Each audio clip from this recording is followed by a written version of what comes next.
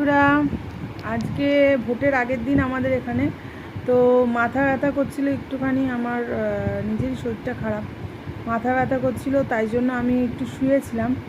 আর হঠাৎ করে দেখি আমার সামনে আমার বাড়ির একটা ভূত চলে এসেছে। তো তোমাদেরও দেখাই ভূতটা কেমন, তোমরা একটু দেখে জানাও ভূতটা কেমন হয়েছে।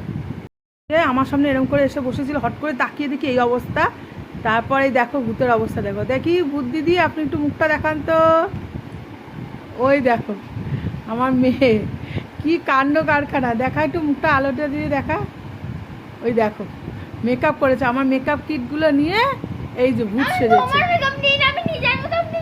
আচ্ছা আচ্ছা আচ্ছা, আমারই পুরোনো মেকআপগুলো এখন ওর মেকআপ হয়ে গেছে। হ্যাঁ তাই তো। কমেন্টে বলবে আমার এই মেকআপটা কেমন হয়েছে।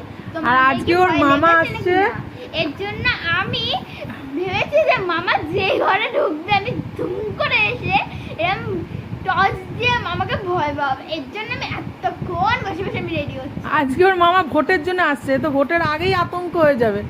আমাদের বাংলার ভোট এমনি আতঙ্কের, তার থেকেও বেশি আতঙ্কের হয়ে যাবে। এই যে এই ভাগ্নিকে দেখি কি বলবো।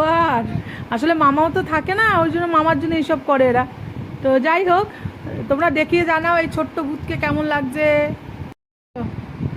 তো আমার কেমন লাগছে কমেন্টে অবশ্যই বলবে এবং এই ভিডিওটাকে লাইক এবং সাবস্ক্রাইব করে দিও।